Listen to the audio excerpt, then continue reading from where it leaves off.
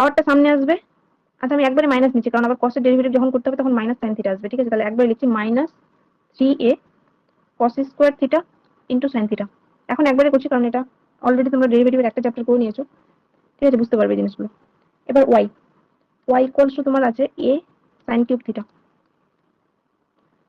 তাহলে dy d theta equals to 3a sin square theta into cos theta.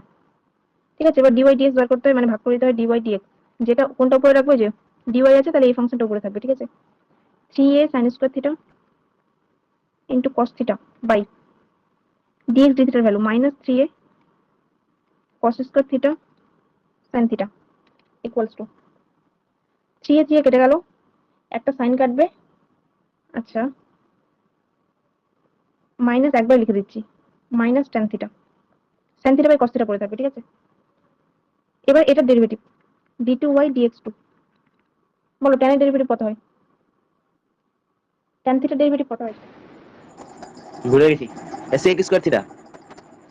sec square theta, তাহলে minus আছে sec square theta into, যেহেতু দেখো ফাংশনটা theta কিন্তু আমরা এক্স এর সাপেক্ষে করছি সেজন্য একটা d থিটা dx। ঠিক আছে, চেন রুল ইউজ হচ্ছে। Equals to minus sec square theta into d theta dx এর ভ্যালু কোথায় পাবো? এই দেখো dx d থিটা আছে তো, এটাকে 1 বাই করে দাও, তাহলে d থিটা dx এর ভ্যালু, তাহলে 1 by minus 3a cos square theta into sin theta. এবার দেখো, এবার অপশন যেভাবে আছে সেভাবে করতে হবে। ঠিক আছে, তোমাদের অপশনে মানে সেকটাকে কস করে রেখেছে, তাহলে এই সেকটাকে নিচে নামিয়ে দাও আর মাইনাস মাইনাস প্লাস হয়ে যাবে। তাহলে 1 by 3a sin theta into cos to the power 5 theta. সেই অ্যান্সার কোন অপশন আছে?